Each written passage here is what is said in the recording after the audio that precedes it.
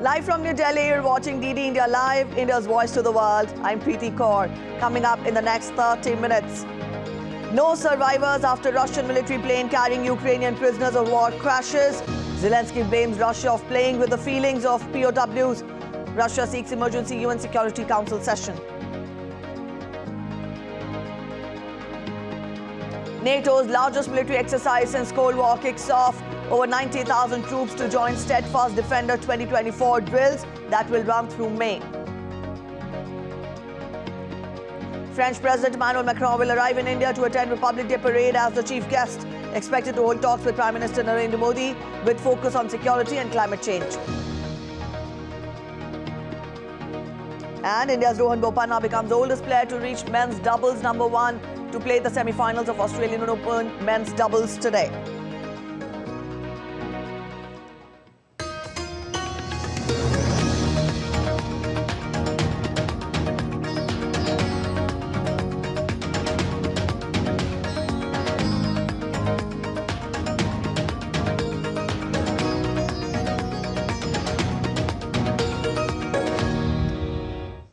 Let's get you updates on Russia-Ukraine war. A heavy-lift military transport aircraft, Russian Il-76, crashed with 65 Ukrainian prisoners of war in the Belgorod region of Russia. The prisoners of war were being transported for an exchange. Russia said that there are no survivors in the plane crash. 74 people were on board, amongst which 65 were captured Ukrainian army servicemen, 6 crew members and 3 escorts. Meanwhile, the Russian officials accuse Ukraine of deliberately shooting down the Il-76 military transport and said that it was carrying Ukrainian prisoners of war due to take part in a prisoner exchange program.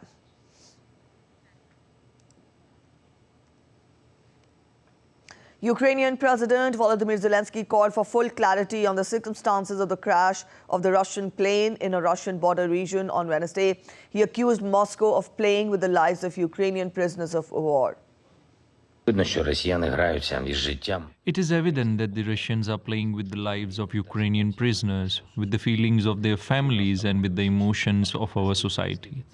It is necessary to establish all clear facts to the extent possible, considering that the plane crash occurred on Russian territory beyond our control. The Security Service of Ukraine is investigating all circumstances, and I have instructed the Minister of Foreign Affairs of Ukraine to provide our partners with the information available to Ukraine. Our state will insist on an international investigation. At a press conference at the United Nations, Russian Foreign Minister Sergei Lavrov called the downing of the aircraft of a criminal act by Russia. In fact, criminal act by Ukraine, and said that Russia has called for an emergency UN Security Council session on Wednesday. Ukrainian prisoners of war were being transported to the Belgorod region for the next exchange agreed upon between Moscow and Kyiv. Instead of this exchange taking place, the Ukrainian side from the Kharkiv region launched an anti-aircraft missile attack on this plane, which became fatal. We have already requested about 1 to 1.5 hours ago an urgent meeting of the UN Security Council, and we very much hope that the French presidency will fulfill its responsibilities and schedule such a meeting as soon as possible. NATO on Wednesday launched its largest exercise since the Cold War, with the US Navy dock landing ship Gunston Hall left the port of transit across the North Atlantic to Alliance territory in Europe. Some 90,000 troops from the United States and fellow NATO allied nations are due to join the Steadfast Defender 2024 drills that will run through May. More than 50 ships from aircraft carriers to destroyers will take part, as well as more than 80 fighter jets, helicopters and drones, and at least 1,100 combat vehicles, including 133 tanks and 533 infantry vehicles, will be there. According to NATO, the last exercise of a similar size was reforged during the Cold War in 1988 with 125,000 participants.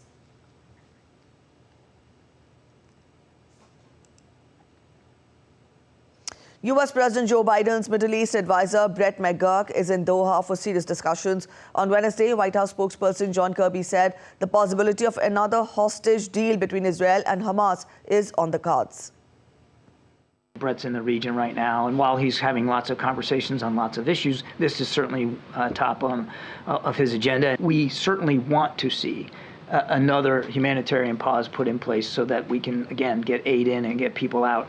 But how close we are to that and what the parameters of that are going to look like, how many days, and that's all part of the discussions we're having right now, and it would not be appropriate for me to try to speculate on where that's going right now. Israel has denied the responsibility on Wednesday for the attack on the UN compound in Gaza. The United Nations blamed Israeli tanks for striking its compound for sheltering displaced Palestinians, which caused mass casualties.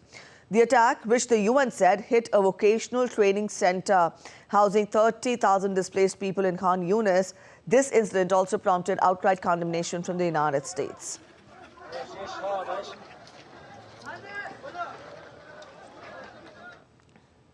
Let's get you updates from the Korean Peninsula now. North Korea fired multiple cruise missiles towards the sea off its west coast on Wednesday. South Korea's Joint Chiefs of Staff said that the missile launches were being analyzed by the South Korean and U.S. intelligence. Tensions have spiked on the Korean Peninsula after military maneuvers by the South Korean and U.S. militaries in response to the weapons testing by the North. Saeed Absarul Hassan has more on this. Tension continues to escalate in the Korean Peninsula as North Korea fired multiple cruise missiles towards the sea off its west coast on Wednesday. Confirming the launch of missiles, South Korea's Joint Chiefs of Staff said South Korean and US intelligence are analyzing the repercussions in the region. The latest firing of missiles by Pyongyang comes as the South Korean Navy's Special Warfare Unit was taking part in training along the east coast in Gangwon province, bordering the north for 10 days. In a statement, the Joint Chiefs of Staff said, "Our military has increased surveillance and vigilance and is closely coordinating with the United States while monitoring for further signs and activity from North Korea." South Korea has conducted rare defense exercises anticipating direct military strikes on Seoul by North Korea. Last month, over 1,000 South Korean military, police and emergency personnel took part in defense drills in Seoul. Given that the South Korean capital is only 38 kilometers from the military border with the north, it is seen as a vulnerable target. Since the 1953 war, the two Korean nations have been at loggerheads and have continued to develop the latest war equipment to take on each other. The US and Japan are assisting and training South Korean forces for several years. The US has accused Russia of having a hidden military pact with North Korea. Pyongyang's top leaders have been visiting Moscow to strategize wartime military cooperation, while Western nations have recently blamed North Korea for providing firepower to Russian military forces in Ukraine. Mohammad Absarul Hassan reporting for DD India.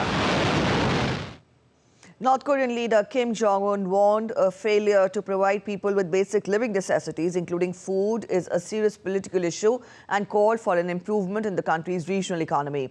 The North Korean leader has also urged his party to bring about a swift change to raise the living standards of people throughout the country and close the gaps between urban and rural areas through its new regional development policy.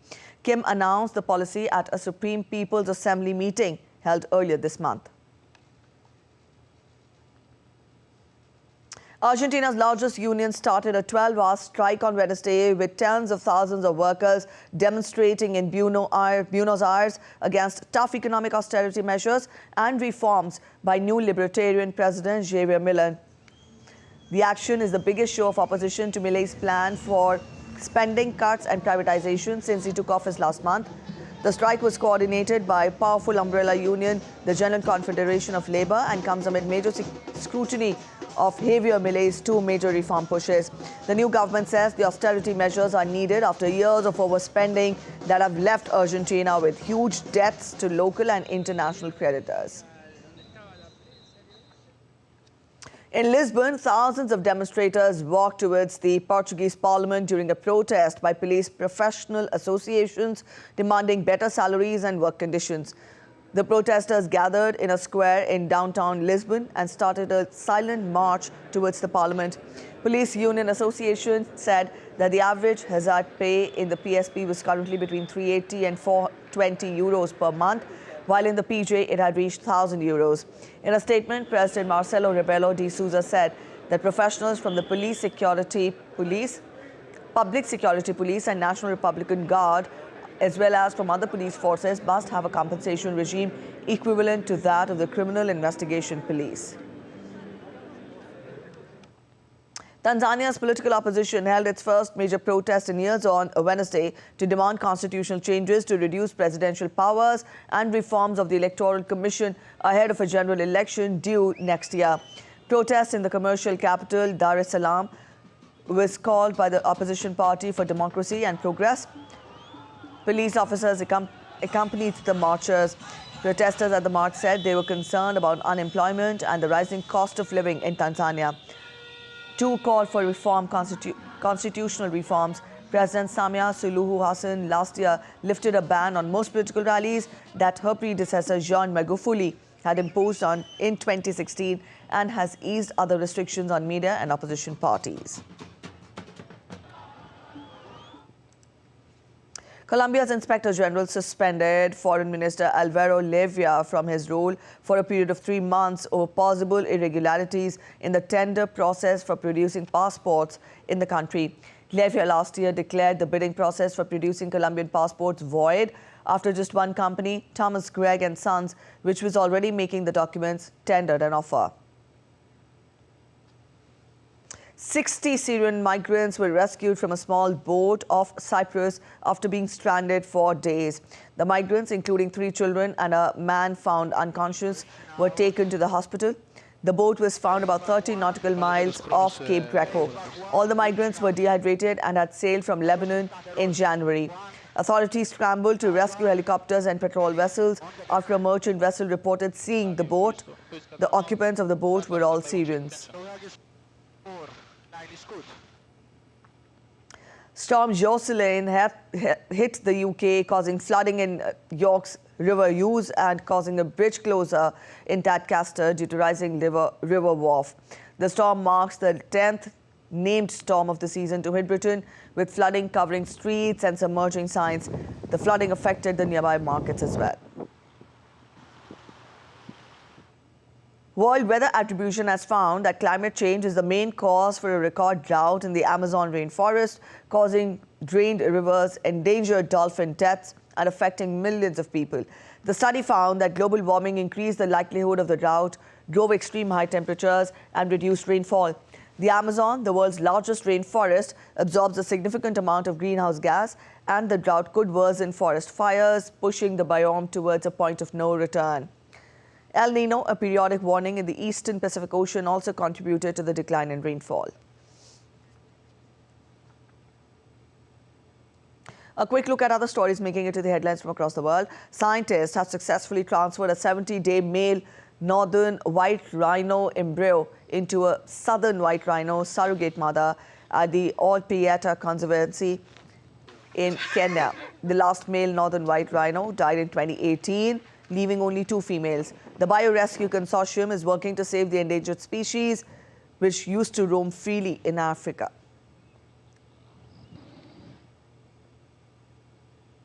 Cuba's Jazz Plaza Festival opened with American pianist Aaron Goldberg, Cuban drummer Oliver Waltz, and double bassist George Reyes, aiming to build and protect culture bridges between the 2 countries. The 39th edition features over 200 presentations by 150 musicians from France, Brazil, Spain, Mexico, Austria, Argentina, the United States, and Cuba.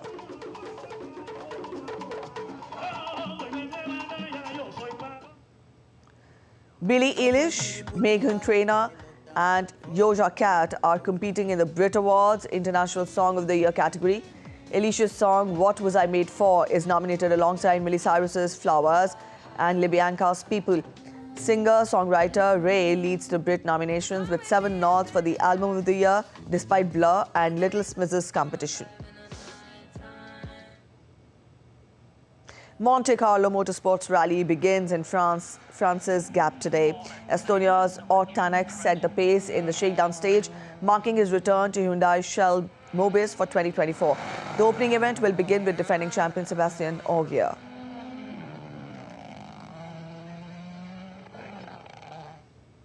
We're heading for a short break, but still to come on this edition of DD India Live. India celebrates 14th National Voters' Day as Election Commission of the country marks 75th years of service to the nation. On National Tourism Day today, we tell you ahead what makes India an absolute gem in the world of travel. Deepika Mumtaz shine as the Indian women's team decimate Poland in the inaugural edition of the FIH Hockey 5S Women's World Cup.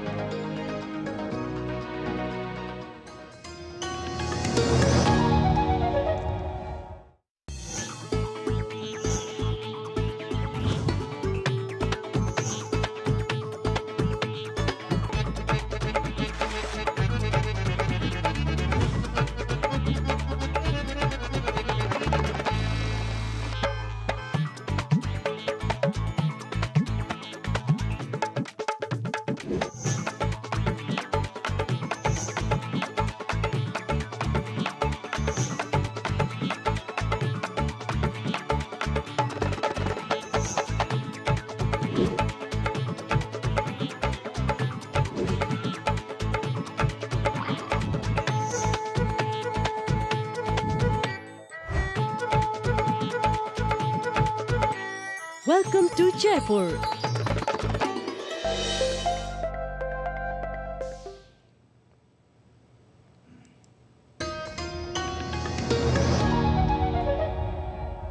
Welcome back after the break. You're watching DD India Live and I'm Preeti. French President Emmanuel Macron will arrive in India's Pink City, Jaipur today ahead of attending the 75th Republic Day Parade as the chief guest. Prime Minister Narendra Modi will welcome the President in Jaipur, where they will visit various places of cultural and historical significance, including Jantar Mantar and Hawa Mahal. On Friday, he will attend the Republic Day celebrations and then a reception at Rashtrapati Bhavan, after which Prime Minister Modi and President Macron are expected to hold in-depth bilateral talks in Delhi, where security, climate change and mobility of Indians are likely to be the focus areas. Macron will be accompanied by a high-profile ministerial and business delegation.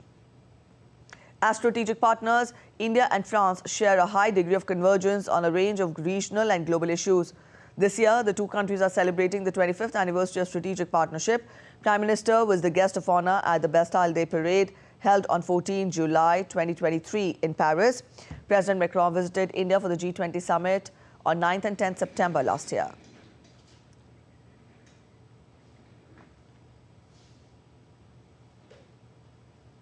UN General Assembly President Denis Francis has termed India as a reliable and a highly regarded partner. The 78th President of the General Assembly, Denis Francis, is on a visit to India and he held talks with External Affairs Minister Dr. S. Jaishankar in New Delhi on Wednesday. The UNGA President supported reforms in the UN Security Council, saying the United Nations expects India to take the lead in bridging differences amid the challenging times. So reform of the council is absolutely necessary. If you are in a privileged position, you are not necessarily in a hurry to lose privilege. Reform is inescapable.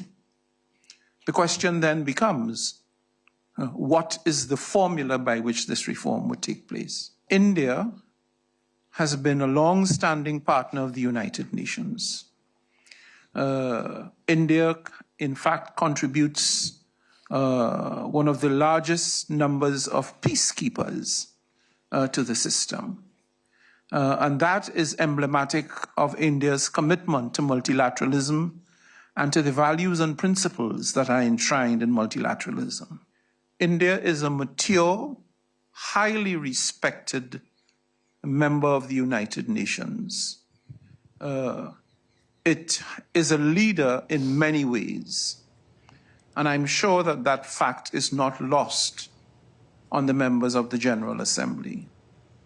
Calling India as one of the UN's oldest partners, France has appreciated India for sending largest number of peacekeeping forces to the UN.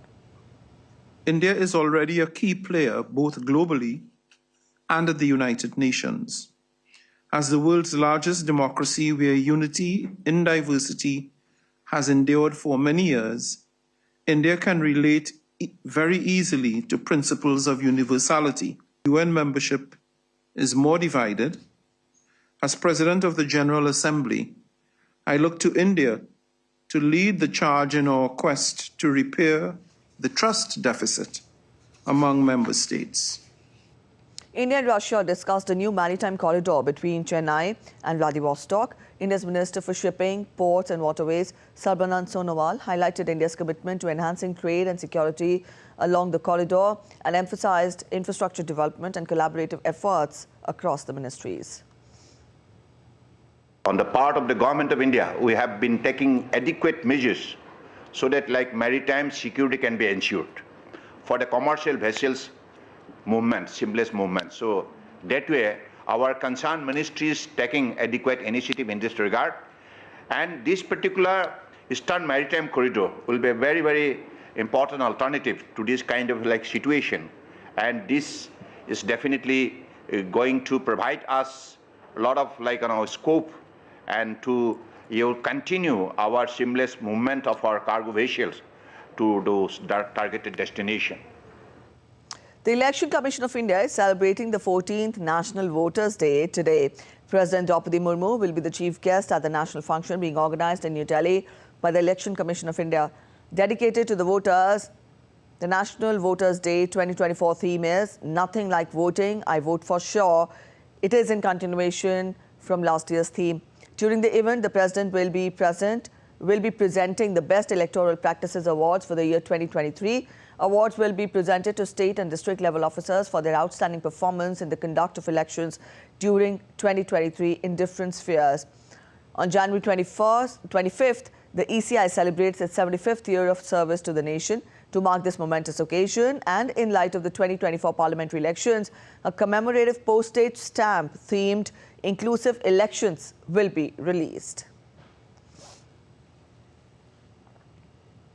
And up next, get ready to dive into the vibrant tapestry of India as we gear up to celebrate the National Tourism Day on January 25th. It is not just a day of celebration, it is a celebration of what makes India an absolute gem in the world of travel. Watch this special report by our correspondent, Tapas Bhattacharya.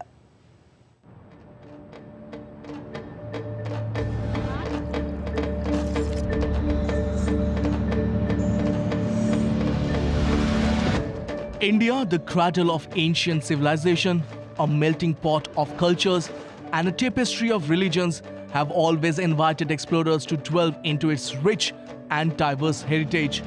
On National Tourism Day, let's delve into the significance of tourism in this incredible nation. India offers a plethora of experiences catering to every traveler's heart. From the majestic peaks to the tranquil beaches, India is a symphony of colors and textures waiting to be explored. Beyond the cultural and the natural wonders, National Tourism Day reminds us of the economic significance of this thriving industry. India's rich cultural diversity, its monuments, its intangible heritage, these all combine to make it a very, very desirable tourist destination of all times. The Ministry of Tourism works on branding, promotion and capacity building for tourism. And in this direction, we have done a whole lot of activities to promote tourism in international as well as domestic markets.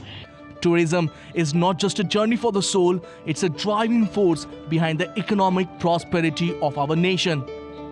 The tourism and the hospitality industry significantly fuels economic expansion, contributing to 4.6% of our GDP and showcasing the immense potential. The Forbes bestowed upon India the 7th position in its 50 most beautiful countries in the world rankings. Tourism is supplementary to infrastructure development. There are more than 3,650 Archaeological Survey of India sites in India, including 40 World Heritage Sites inscribed by UNESCO. The logistics and the tourist infrastructure facilities not only enhance the experience of tourists, but also promote development in the region. The Government of India envisions $56 billion forex, creating around 140 million jobs in tourism by 2030. through inclusive growth and particularly focusing on cruise tourism, ecotourism and adventure tourism. India, a vibrant canvas of experiences, captivates every traveler's heart. From serene beaches to majestic peaks, National Tourism Day not only celebrates cultural wonders but underscores tourism's economic might. Join us in celebrating India National Tourism Day, an initiative that not only promotes India as a world-class destination but also fosters a deeper understanding of our economy. With camera person Banwari Lal Jual, this is Tapush Bhattacharya for DD India from Delhi. And now we take a look at other stories making it to the headlines from across India today. The 4th edition of Rizoma Orange Festival 2024 kicked off in India's Nagaland on Wednesday. The two-day festival, celebrating the rich cultural heritage and succulent oranges of Nagaland, promises a colourful and engaging experience for the visitors. The National Ice Hockey Championship 2024 for men and women concluded on Wednesday with Indo-Tibetan Border Police winning in the women's category and UT Ladakh winning in the men's category. The championship was organized under the joint aegis of Ice Hockey Association of India, Ice Hockey of Lahore Spiti and Spiti Administration in the Indian state of Himachal Pradesh. A theatre group from Thailand performed a play based on Ramayana at Tulsi Udyan in North India's Ayodhya. Performers from the Ministry of Culture of Thailand performed dance and staged episodes of Lord Ram during the event. Updates from the world of sports now. The year's first Grand Slam has reached into its semi-final round. The big names will clash for the final spot, in fact. Djokovic and Aryna Sabalenka are eyeing to defend the title. In the men's singles tie, Novak Djokovic will face Yannick Sinner, while Medvedev will take on Zverev in the fight for the final spot. In the women's singles, Coco Gauff is set to take on defending champion Aryna Sabalenka, followed by Diana Yastremiska's face-off with Qinwen Zhang. Indian women's team beat Poland in the inaugural edition of the FIH Women's Hockey World Cup in Muscat, the capital of Oman. The Indian team is led by experienced goalkeeper Rashni Etimarpu, and it defeated Poland by 5-4 in Muscat. For India, Mumtaz Khan and Deepika Soreng scored 2 goals each, while Kujur Mariana netted 1. The Indian women's team is included in Pool C alongside the United States of America, Poland and Namibia. That's it in this edition of DD India Live, but let us know your thoughts on the news of the day. You can connect with us on Facebook, X and also Twitter. In fact, X and also Instagram. We'll be back with more news as it breaks here on DD India. I'm Preeti Kaur signing off, and from all of us here in Delhi, thanks for watching DD India Live.